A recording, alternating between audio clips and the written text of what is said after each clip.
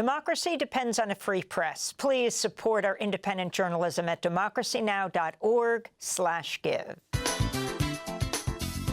Welcome to Democracy Now!, democracynow.org, the War and Peace Report. I'm Amy Goodman. The UN is warning 14,000 babies could die in Gaza in the next 48 hours without immediate aid.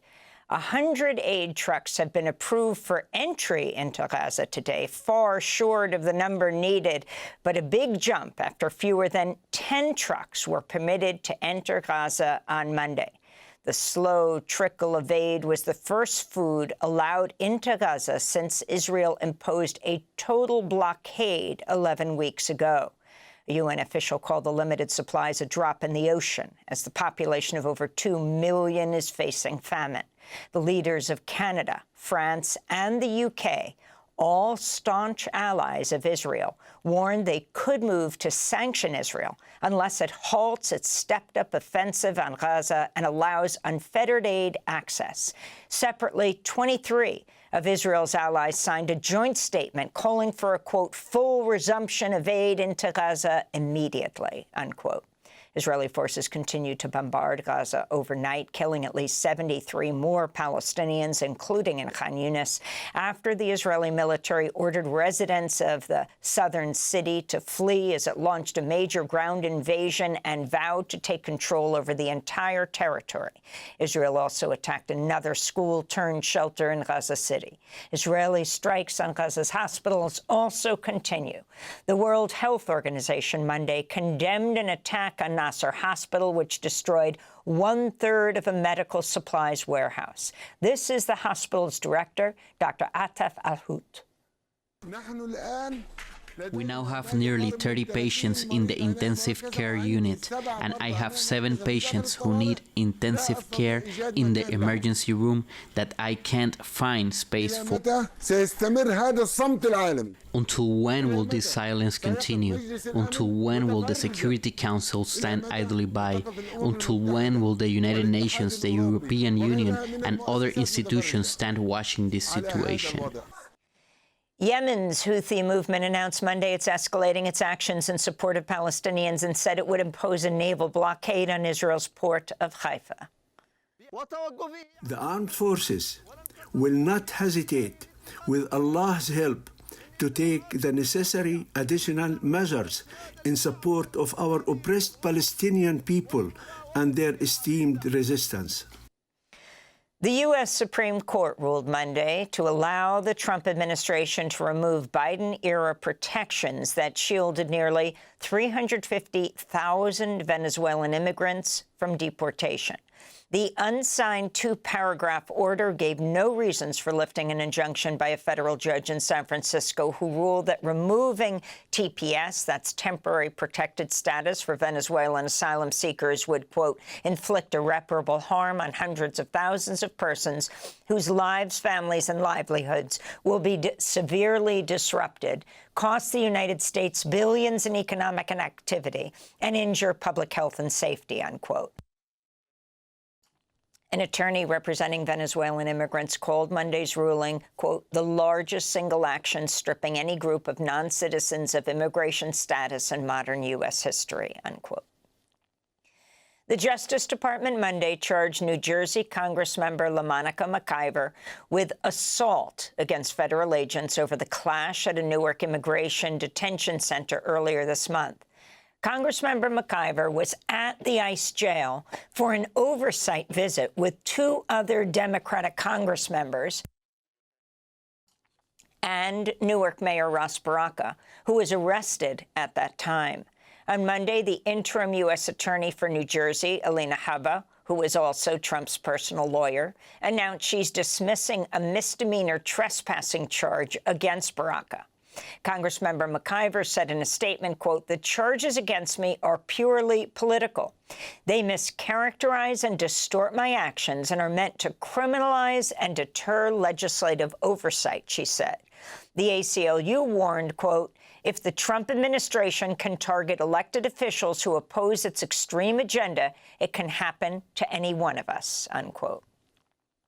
President Trump has dropped his demand that Russia declare an immediate ceasefire in Ukraine following a 2-hour phone call with President Vladimir Putin Monday that Trump described as excellent. Trump said after the call that Moscow and Kyiv should start direct negotiations instead of U.S.-mediated talks aimed at ending Russia's full-scale invasion of Ukraine. Last year, Trump promised he would end the Ukraine war in 24 hours. After the call, Putin said he declined the U.S. proposed 30-day ceasefire and said Russia's goals in Ukraine remain unchanged. Ukrainian President Volodymyr Zelensky accused Russia of trying to buy time in order to continue its war and occupation. European defense ministers have just announced new sanctions against Russia, the European Union's 17th sanctions package since Russia invaded Ukraine more than 3 years ago. The EU's foreign policy chief said she hoped to see the consequences against Russia that Trump promised if Putin failed to agree to an unconditional ceasefire. It takes two to want peace. It only takes one to want war. And Russia clearly wants war, whereas Ukraine wants peace. So in order to make Russia want peace, also we need to put more pressure on Russia. European nations are preparing to lift economic sanctions on Syria as the country rebuilds following the collapse of Bashar al-Assad's rule. This follows President Trump's announcement last week that the U.S. would lift sanctions on Damascus. More details on the agreement could come later today as the EU summit in Brussels continues. Leaders of the United Kingdom and the European Union hailed what they're calling a reset as they signed a series of fresh deals on trade and defense 5 years after Brexit. British Prime Minister Keir Starmer called the deal a win-win as he spoke alongside his European counterparts. In uncertain times, a new era for defence, security and trade, we will do that by strengthening our relationships with allies around the world, including, of course, with Europe. So that is what today is all about, moving on from stale old debates, looking forward, not backwards. The agreement seeks to facilitate trade, including by easing checks on certain animal and plant products. It also extends European access to UK waters for fishing and makes travel between the UK and EU easier. Britain's opposition Conservative Party accused Starmer of surrendering to an EU-dominated system and backtracking on Brexit. The UN is calling for investigation into reports that Indian authorities in New Delhi rounded up dozens of Rohingya refugees, including children, then took them by ship to the Andaman Sea, where they pushed them into the open water near Burma's coast with nothing but life jackets. Their whereabouts remain unknown. The move by the government of Prime Minister Narendra Modi comes amidst an intensifying crackdown on Muslim minorities across India and as tensions escalate with neighboring Pakistan. The World Health Organization is warning people in dozens of countries are going without needed medical care due to global funding cuts. In at least 70 countries, patients are missing out on treatments. Health facilities have closed. Health workers have lost their jobs. And people face increased out-of-pocket health spending. That was World Health Organization Director Tedros Adhanom Ghebreyesus, who warned WHO is facing a $600 million gap in its annual budget, with more steep cuts ahead as the U.S. withdraws support for global health programs and prepares to exit the organization. Separately, the WHO voted in favor of a major new global treaty to improve pandemic preparedness and vaccine access. The U.S. was not part of those talks since it decided to withdraw from the WHO. Parts of the treaty still need to be agreed upon before it can be ratified. The U.S. Senate has confirmed the billionaire real estate developer Charles Kushner as U.S. ambassador to France. Kushner is the father of Trump's son-in-law, Jared Kushner.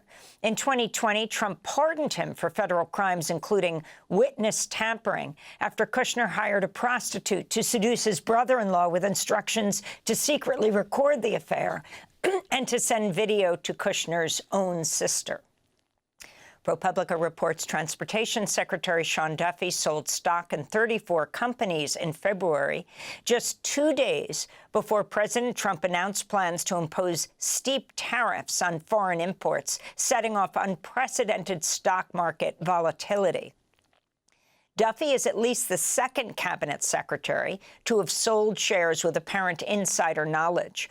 ProPublica reports Attorney General Pam Bondi sold between $1 to $5 million worth of shares of Trump's social media company on April 2nd, what Trump called Liberation Day, just before Trump announced steep new tariffs on most countries, sending markets into a tailspin. Maryland Governor Wes Moore has come under fire after he vetoed a state bill to study reparations as a remedy to the lasting economic and human harms caused by slavery and racism. 3 other Democratic states have successfully passed reparations bills in recent years: California, Illinois, and New York. Governor Moore is the country's only sitting black governor and is widely seen as a potential Democratic candidate for president in 2028. Maryland's Legislative Black Caucus condemned Moore's move and suggested lawmakers would override his veto. In Louisiana, the New Orleans Police Department has reportedly paused its sweeping use of real-time facial recognition technology amidst massive backlash following a Washington Post expose.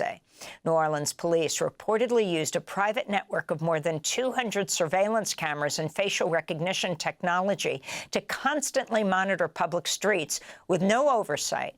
And despite a 2022 city ordinance that limited the use of facial recognition by police, the technology was provided by the nonprofit Project NOLA, which operates out of the University of New Orleans. The Post expose said the surveillance method is, quote, without a known precedent in any major American city that may violate municipal guardrails around use of the technology, unquote. Another college graduate is being denied a diploma after speaking out for Palestinian rights. Palestinian-American Serene Hadad has been organizing at Virginia Commonwealth University with Students for Justice in Palestine. The group's actions have been repeatedly targeted and repressed by VCU administration, including banning the use of sidewalk chalk to write messages on the campus. This is Serene Hadad. VCU claims to uplift marginalized voices unless those voices call out genocide, and they claim to celebrate diversity until that diversity challenges the status quo.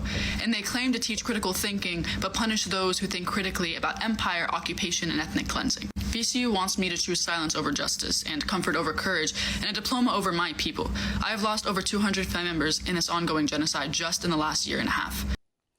Serene's father is the Palestinian-American doctor and leader Serene Hadad, who last year refused to meet with then-Secretary of State Antony Blinken over the Biden administration's support of Israel's assault on Gaza. You can see our interview with Dr. Hadad at the time at democracynow.org. Education advocates are raising the alarm after Oklahoma approved a new high school social studies curriculum, which will encourage students to identify discrepancies, quote unquote, in the 2020 election, with Donald Trump lost, but has repeatedly falsely claimed he won. Oklahoma's school superintendent is a Trump supporter who's tapped other far-right ideologues to revise the state's curriculum, including Kevin Roberts, president of the Heritage Foundation. In other education news, thousands of school teachers protested in front of Elon Musk's SpaceX facility in Hawthorne, California, Saturday.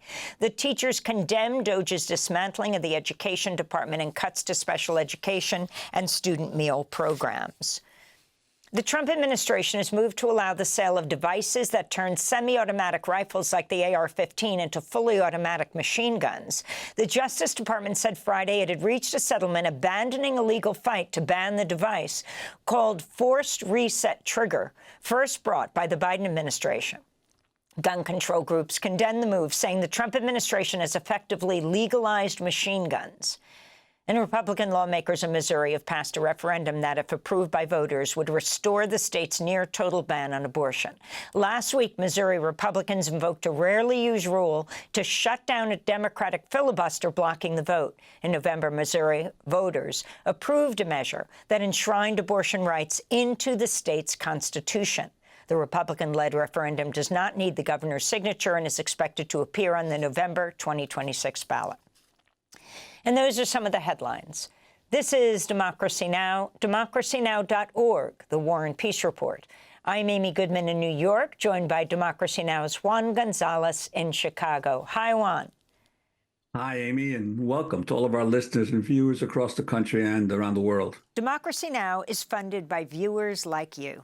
Please give today at democracynow.org/give.